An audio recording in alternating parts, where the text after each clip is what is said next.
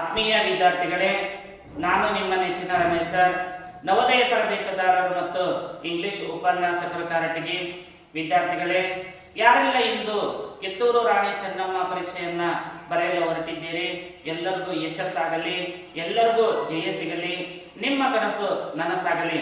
ವಿದ್ಯಾರ್ಥಿಗಳೇ, ಯಾವ ರೀತಿ ಕಿತ್ತೂರು ರಾಣಿ ಚೆನ್ನಮ್ಮ ಬ್ರಿಟಿಷರ ವಿರುದ್ಧ ಟೊಂಕ ಕಟ್ಟಿ ಯುದ್ಧಕ್ಕೆ ಇಳಿದಳು, ಅದೇ ರೀತಿ ನೀವು ಕೂಡ ಇವತ್ತು ಕಿತ್ತೂರು ರಾಣಿ ಚೆನ್ನಮ್ಮನ ತರನೇ ಇವತ್ತು ಪರೀಕ್ಷೆಯನ್ನ ಎದುರಿಸಿ ಅಂತ ಹೇಳ್ತಾ, ವಿದ್ಯಾರ್ಥಿಗಳೇ, ಮುಂದೊಂದು ದಿನ ನೀವು ಈ ದೇಶ ಕಂಡ ಅದ್ಭುತವಾದ ವ್ಯಕ್ತಿಗಳಾಗಲಿ ಎಂದು ಆಶಿಸುತ್ತಾ, ವಿದ್ಯಾರ್ಥಿಗಳೇ, today I brought one more important chapter, that is verb. ನೋಡ್ರಿ, ವರ್ಬ್ ಅಲ್ಲಿ ಎಷ್ಟು ಪ್ರಕಾರಗಳಂತಂದ್ರೆ ಎರಡು ಪ್ರಕಾರಗಳನ್ನ ನೋಡ್ತೀವಿ. ನೋಡ್ರಿ, ಒಂದು ರೆಗ್ಯುಲರ್ ವರ್ಬ್ ಅಂತ ಕರಿತೀವಿ, ಇನ್ನೊಂದು ಇರ್ರೆಗ್ಯುಲರ್ ವರ್ಬ್ಸ್ ಅಂತ ಕರಿತೀವಿ.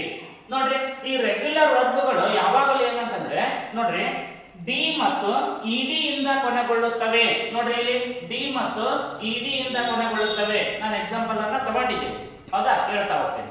ನೆಕ್ಸ್ಟ್ ಇರ್ರೆಗ್ಯುಲರ್ ವರ್ಬ್ಸ್ ಅಂತಂದ್ರೆ, ನೋಡ್ರಿ, ಡೋಂಟ್ ಹ್ಯಾಡ್ ಡಿ ಆರ್ ಇಡಿ, ಅದಕ್ಕೆ ಆ ವರ್ಬಿನ ಕೊನೆಯಲ್ಲಿ ಡಿ ಮತ್ತು ಇಡಿ ಅನ್ನ ಹಚ್ಚಬಾರ್ದು. ಮತ್ತೆ ಏನಾಗ್ತಾವ, ದೇ ಚೇಂಜ್ ಓನ್ಲಿ ಸ್ಪೆಲ್ಲಿಂಗ್. ನೋಡ್ರಿ, ಸ್ಪೆಲ್ಲಿಂಗ್ ಅಷ್ಟೇ ಚೇಂಜ್ ಆಗ್ತಾವ. ನೋಡ್ರಿ, ಇಲ್ಲಿ ಗೋ ಇದ್ದಿದ್ದು ವೆಂಟ್ ಆಯ್ತು, ನೆಕ್ಸ್ಟ್ ಬೈಟ್ ಇದ್ದಿದ್ದು ಬಿಟ್ ಆಯ್ತು. ಈ ರೀತಿ ಏನಂತಂದ್ರೆ ಇವು ಸ್ಪೆಲ್ಲಿಂಗ್ಗಳು ಮಾತ್ರ ಚೇಂಜ್ ಆಗ್ತಾವು. ಇವು ರೆಗ್ಯುಲರ್ ವರ್ಬ್ ಡಿ ಮತ್ತು ಇಡಿ ಇಂದ ಕೊನೆಗೊಳ್ಳುತ್ತವೆ.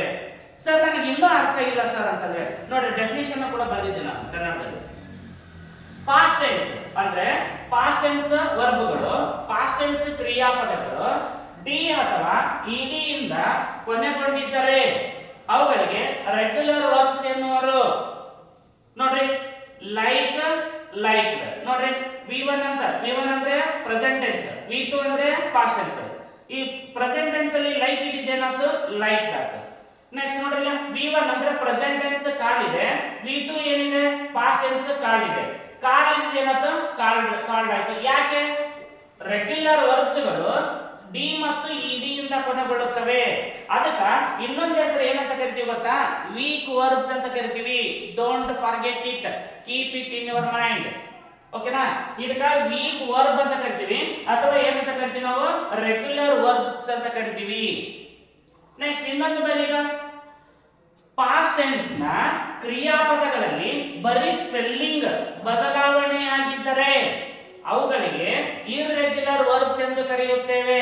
ನೋಡಿ, ಈಗ V1 ಇದೆ ಪ್ರೆಸೆಂಟ್ ಟೆನ್ಸ್ ಗೋ, V2 ಏನಾಗುತ್ತೆ, ಪಾಸ್ಟ್ ಟೆನ್ಸ್ ವೆಂಟ್ ಆಗುತ್ತೆ, ಗೋ ವೆಂಟ್. ಈ ರೀತಿ ಏನಂತಂದ್ರೆ ಇಲ್ಲಿ ಸ್ಪೆಲ್ಲಿಂಗ್ಗಳು ಏನಂತಂದ್ರೆ ಚೇಂಜ್ ಆಗ್ತಾವು. ನೋಡ್ರಿ, ಪ್ರೆಸೆಂಟ್ ಟೆನ್ಸ್ ಬೈಟ್ ಇದ್ದದ್ದು ಪಾಸ್ಟ್ ಟೆನ್ಸ್ ಏನಾಯ್ತು, ಬಿಟ್ ಆಯ್ತು. ಈ ರೀತಿ ಸ್ಪೆಲ್ಲಿಂಗ್ಗಳು ಏನಾಗ್ತಾವು, ವ್ಯತ್ಯಾಸ ಆಗ್ತಾವು. ಇದಕ್ಕೂ ಕೂಡ ಇನ್ನೊಂದು ಹೆಸರು ಕರಿತೀವಿ. ಇವುಗಳಿಗೆ ಏನಂತ ಕರಿತಾರೆ ಅಂತಂದ್ರೆ ಸ್ಟ್ರಾಂಗ್ ವರ್ಬ್ಸ್ ಅಂತ ಕರಿತೀವಿ. ಸ್ಟ್ರಾಂಗ್ ವರ್ಬ್ಸ್ ಗೆ ಇನ್ನೊಂದು ಹೆಸರು ಯಾವ್ದಂತಂದ್ರೆ ಇರ್ರೆಗ್ಯುಲರ್ ವರ್ಬ್ಸ್. ಓಕೆನಾ? ಮರಿಬಾರ್ದು. ಓಕೆನಾ? ಪ್ರತಿಯೊಂದು ಪಾಯಿಂಟ್ ಟು ಪಾಯಿಂಟ್ ಎಕ್ಸಾಮ್ ನಲ್ಲಿ ಕೇಳ್ತಾರೆ. ಪ್ರತಿಯೊಂದು ಏನಂತಂದ್ರೆ ನಾನು ಮಾಡಿದಂತ ಕ್ಲಾಸ್ ನಲ್ಲಿ ಪ್ರತಿಯೊಂದು ಕ್ವಶನ್ ಆಗ್ತವೆ. ಜಸ್ಟ್ ಪ್ರಾಕ್ಟೀಸ್ ಮಾಡಿ, ನಿಮ್ಮ ನೋಟ್ ಬುಕ್ ಅಲ್ಲಿ ಬರ್ಕೊಳ್ರಿ, ಪ್ರಾಕ್ಟೀಸ್ ಮಾಡ್ರಿ. ಪರೀಕ್ಷೆಯಲ್ಲಿ ಏನಂತಂದ್ರೆ ಈ ಪ್ರಶ್ನೆಗೆ ಉತ್ತರವನ್ನ ಕೊಡಿ. ಈಗ ಪರೀಕ್ಷೆಯಲ್ಲಿ ಯಾವ ರೀತಿ ಇದ್ರ ಮೇಲೆ ಕ್ವಶನ್ ಗಳನ್ನ ಕೊಡ್ತಾನೆ ಅನ್ನೋದನ್ನ ನಾವು ನೋಡ್ತಾ ಹೋಗೋಣ ಬನ್ನಿ. ನೋಡ್ರಿ, use past tense of the verb, ಈ ರೀತಿಯಾಗಿ ಪ್ರಶ್ನೆ ಇರಬೇಕು ನಿಮಗೆ, ಹೌದಾ? ನೋಡ್ರಿ, ಇಲ್ಲಿ ಒಂದು ಎಕ್ಸಾಂಪಲ್ ಅನ್ನ ಕೊಟ್ಟಿದ್ದೀನಿ. ನೋಡಿ, the past tense form of dance ಅಂತ ಇದೆ. ನೋಡ್ರಿ, ಡ್ಯಾನ್ಸ್ ಗ ಪಾಸ್ಟ್ ಟೆನ್ಸ್ ಫಾರ್ಮ್ ಯಾವುದು, ಡ್ಯಾನ್ಸ್ಡ್.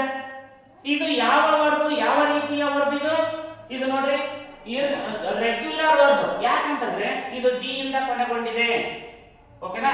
Next, John caught the ball easily.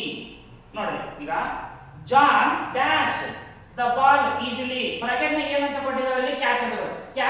Catch ನ ಪಾಸ್ಟ್ ಫಾರ್ಮ್ ಯಾವುದು, ಕಾಟ್. ಹೌದಾ? Present tense catch, past tense cot.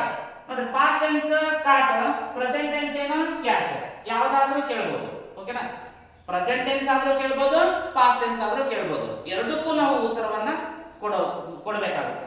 Next, my father dash all his money in the locker ಅಂತ ಇದೆ. ನೋಡಿ ಈಗ ಇಲ್ಲಿ ಬ್ರಾಕೆಟ್ ನಲ್ಲಿ ಏನಂತ ಕೊಡ್ರೆ, ಕೀಪ್ ಅಂತ ಕೊಡ್ರೆ. ಕೀಪಿನ ಪಾಸ್ಟ್ ಟೆನ್ಸ್ ಯಾವುದು? ಕೆಪ್ಟ್. ನೋಡ್ರಿ, ಕೆಪ್ಟಿನ ಪ್ರೆಸೆಂಟ್ ಟೆನ್ಸ್ ಯಾವುದು? ಕೀಪ್. ಹೌದಾ?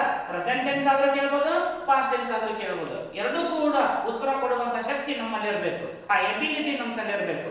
ಓಕೆನಾ? ಈ ರೀತಿ ಏನಂತಂದ್ರೆ ಪರೀಕ್ಷೆಯಲ್ಲಿ ಪ್ರಶ್ನೆಗಳನ್ನ ಕೇಳ್ತಾನೆ. ಓಕೆನಾ? ನಾವೇನಂತಂದ್ರೆ ಸಂಪೂರ್ಣವಾಗಿ ಅಧ್ಯಯನ ಮಾಡಿದ್ದೆ ಯಾಕಂತಂದ್ರೆ ನಾವು ಪರೀಕ್ಷೆಯಲ್ಲಿ ಯಾವುದೇ ಕ್ವಶನ್ಗೂ ನಾವು ಉತ್ತರವನ್ನ ಒಟ್ಟೆ ಕೊಡುತ್ತೇವೆ. ಮಕ್ಕಳಿಗೆ ಇನ್ನೊಂದು ಸೂಚನೆ ಇದೆ, ಅಂದ್ರೆ ಏಪ್ರಿಲ್ 1ರಿಂದ ನಮ್ಮ ನವಚೇತನ ನವೋದಯ ತರಬೇತಿ ಕೇಂದ್ರದಲ್ಲಿ ಬೇಸಿಗೆ ರಜೆಯ ತರಬೇತಿಗಳು ಇರ್ತಾವು.